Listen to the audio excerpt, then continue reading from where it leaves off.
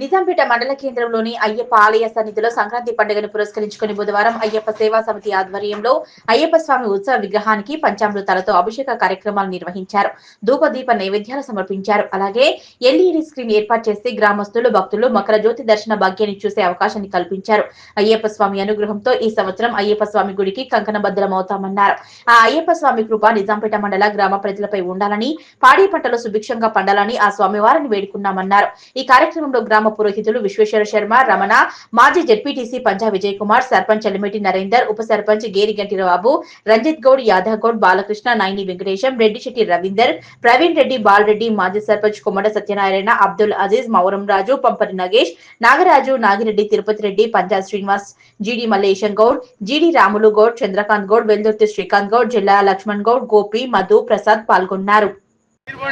ఈరోజు నిజాంపేట మండల కేంద్రంలో ఎంతోమంది భక్తులు పూజల పరంగా, గురుస్వాముల యొక్క దీక్ష పరంగా ఈరోజు ఇలా కొలువైనటువంటి అయ్యప్ప స్వామికి అభిషేకంతో పాటు మండల ప్రజలకందరికీ వీక్షించే విధంగా ఆ అయ్యప్ప స్వామి యొక్క జ్యోతి దర్శనాన్ని ప్రజలందరికీ కూడా నిజాంపేట మండల ప్రజలందరికీ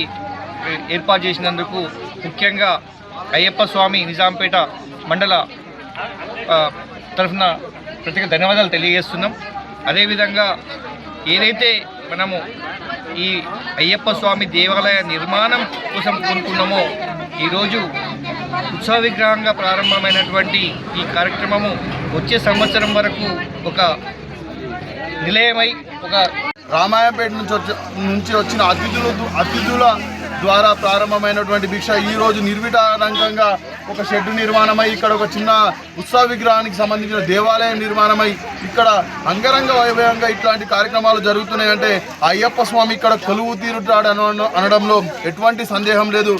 రానున్న రోజులలో అతి కొద్ది రోజులలో అయ్యప్ప స్వామి యొక్క బంగారు దేవాలయం ఇక్కడ నిర్మాణం కావాలని, ఆ దేవదేవుడి యొక్క మాకు పరిపూర్ణమైనటువంటి శక్తి ప్రసాదించాలని,